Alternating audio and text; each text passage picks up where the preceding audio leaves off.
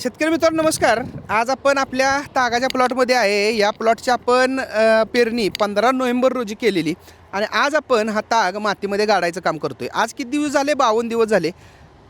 वातावरण ह्यावर्षी चांगलं नव्हतं. जास्त थंडीच्या कालावधीमध्ये तागासारखं पीक व्यवस्थित वाढत नाही. त्याचा मला ह्यावर्षी अनुभव आला.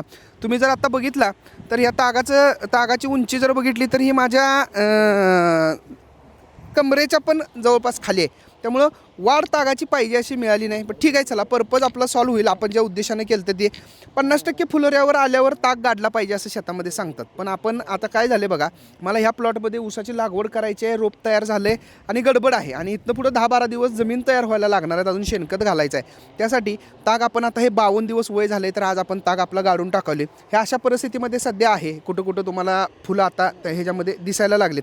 तागाचा फायदा जमिनीचा ऑर्गॅनिक कार्बन वाढणे, जमिनीचे भौतिक रासायनिक गुणधर्म सुधारणे यासाठी होतो. म्हणून आपण हिरवळीचं खत म्हणून ताक किंवा धेमच्या गन्ना मास्टरच्या पूर्ण शेड्यूलमध्ये सांगतो की एकदा दर लागण खोडव्यात केला पाहिजे.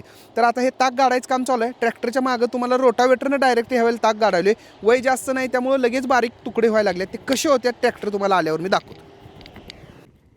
ट्रॅक्टर आपण आता शेतामध्ये चालवतोय तर बऱ्याच शेतकऱ्यांना ते कुठल्या गिअरमध्ये टाकून चालवायचा ते कळत नाही. आता आपला जो जॉन डियर आहे तो गिअर प्रो आहे.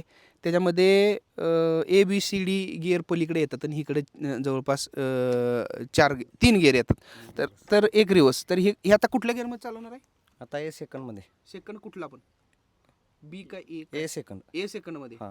आणि बी मध्ये टाकलं तर चालतं? बीमध्ये टाकलं तर जरा गती जास्त लागते, जरा ताक बारीक होतं. बारीक होत नाही. बरं, ए सेकंडमध्ये.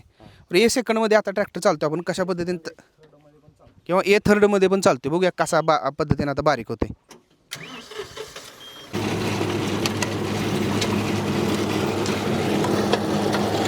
मागं बघितलं तुम्ही मित्रांनो तर बघा, ताक तुम्हाला आत्ता मधला भोंडा आणि बाजूचा हे धरूनच चालतोय ट्रॅक्टर.